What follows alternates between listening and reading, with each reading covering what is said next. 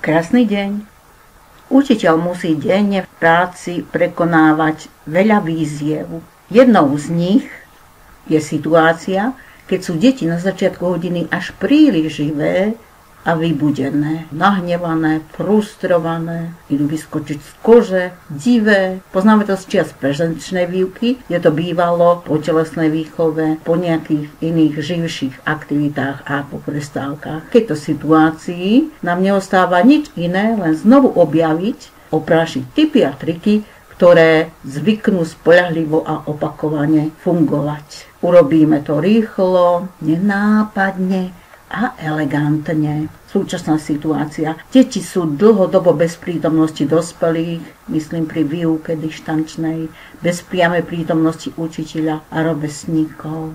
Často sú osamelí, frustrovaní, mnohí sa boja, alebo sú v nepohode, prípadne sa začnú nudiť. Strácajú bežné denné návyky a rutiny, hlavne po prázdninách a zvyknú mať disciplinárne problémy. Prichádza pokušenie vypnúť sa, odstrihnúť od niečoho, čo ich nezaujíma, alebo nebaví, alebo nemajú na to trpezlivosť, alebo robiť viac vecí naraz. A tie sú od nich blízko na jeden klik. Ako to vyzerá v súčasnosti pri dištančnom vyučovaní. Učiteľ sa borí často sám so svojimi deťmi, niekedy s pomocou rodičov, často aj bez rodičov, s ťažkosťami, ktoré dištančná výuka prináša.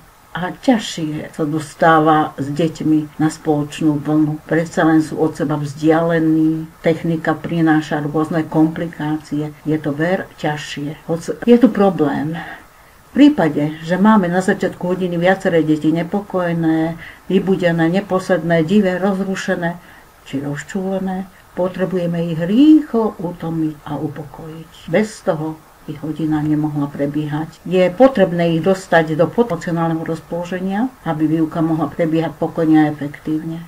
Je dobré vybrať si z ponuky aktivít, ktoré máme overené vo svojej praxi, ako spoľahlivé, oprášiť ich a použiť. Učiteľ často bežnej hektike dní na niektoré zabúda a preto si niektoré pripomeňme. Potenciálne tipy, triky a námety možných postupov. Prosím, a berte to ako inšpiráciu a nechajte na seba pôsobiť príklady pre rôzne predmety. Každý profesionál, učiteľ si dokáže upraviť takéto aktivity, ušiť ich na mieru svojim deťom. Najčastejšia a najlepšia aktivita na utlmenie detí je individuálna. Zošit, péro, krátka písomná ukážka, úlohy na geografiu. Napíš za 2 minúty krajiny, ktoré sú členmi Európskej únie. Po 2 minútach povieme stop, spočítajte, koľko krajín ste stihli napísať.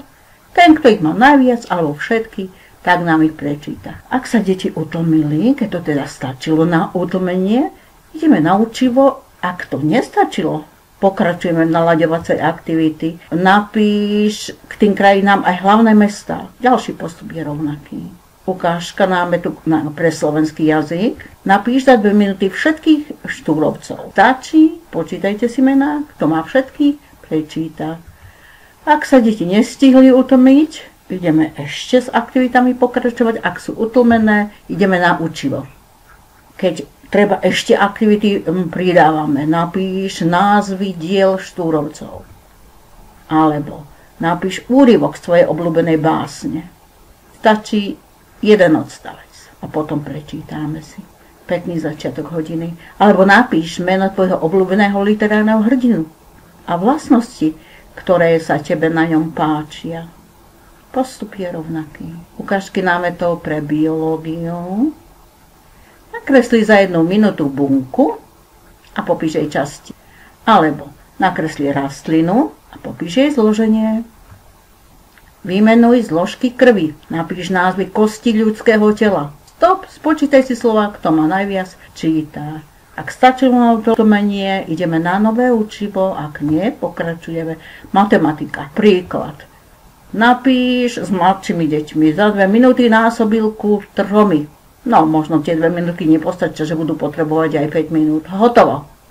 Potom napíš násobilku 9. Postačilo na ukludnenie, pokračujeme v hodine. Iný námet. Vyrieš tieto 4 numerické príklady za 3 minúty. príklady dostanú na tabuľu alebo v pracovnom liste. Alebo dáme im matematickú hádanku a tu môžu vyriešiť ústne, písomne, ako chcú. Keď je úloha ťažšia, rozdelíme ich do dvojíc. Vždy dáme niečo krátke, jednoduché a čo sa dá rýchlo urobiť. Deti sa zatiaľ skľudnia, kým riešia úlohu a hodina môže začať. Vety ku chémii.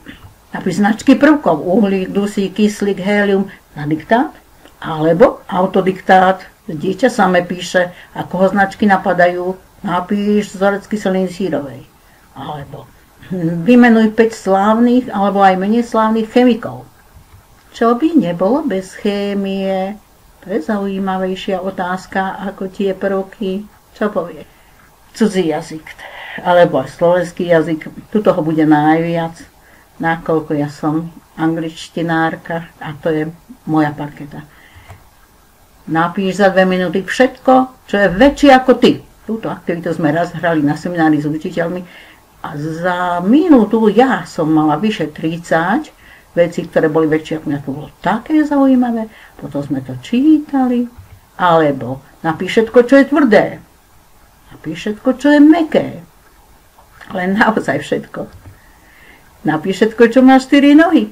Je zaujímavá aktivita, čo všetko deti vymyslia. Napíš všetko, čo sa hýbe. Všetko, čo je guľaté. Všetko, čo je hranaté. Téma, ktorú preberáme, tak to deti aj upokojujeme a súčasne tak fixujeme učivo. 2 muchy jednou ránou. Napríklad napíš názvy budov v meste. Napíš mená dní v týždni. Názvy mesiacov, povolania. Napíš povolanie, ktoré sa ti páči a prečo sa ti páči, čo sa ti na ňom páči. Napíš názvy odevov, aké športy poznáš. Vymenuj. Čo robíš vo voľnom čase, napíš aktivity. Toto boli úlohy na pamäť a na rýchlosť, ale môžeme podporiť aj fantáziu a tvorivosť, to majú deti ešte radšej. Napíš miesta, kde si bol doteraz a potom miesta, kam by si ešte chcel ísť. To je zaujímavejšia časť. A tiež je zaujímavé, koho by si chcel stretnúť a čo by si chcel s ním robiť. Úlohy na slovíčka. Napíš slová, ktoré sa ti páčia. Napíš slová, ktoré neznášaš a nevieš sa ich naučiť. Tu dovolíme použiť zdroje. Pokojne môžu otvoriť učebnicu, slovník. Tiež zaujímavá úloha. Výsledok týchto aktivít. Po aktivite sú deti na jednej vlne, upokojené a vyučovanie môže začať. Následne vybudíme zvedavosť k tomu, čo sa na hodine bude preberať. Tak, čo sme si dnes spomenuli? Náš cieľ je nikdy nestratiť deti a vždy byť s nimi na jednej vlne. Nie odučiť učivo a zaslúžiť si svoj plat, ale učíme deti. A keď tie deti stratíme, dármo sme my odúčili hodinu. Čo myslíte? Monitorovať emocionálne rozpoloženie detí, vybrať si vhodnú aktivitu a pokračovať, kým sa deti neupokoja. A trvá to tak 3 až 5 minút. Vyberáme krátku aktivitu a podávame ju s emocionálnym nábojom. Zaujímavo, pútavo, vtiahneme deti do deja. Najlepšie takú, ktorá súvisí s témou hodiny. A tým pádom by sme mali už aj zbudenú zvedavosť a pozornosť detí. Môžeme sa tešiť na deti plne zaujaté.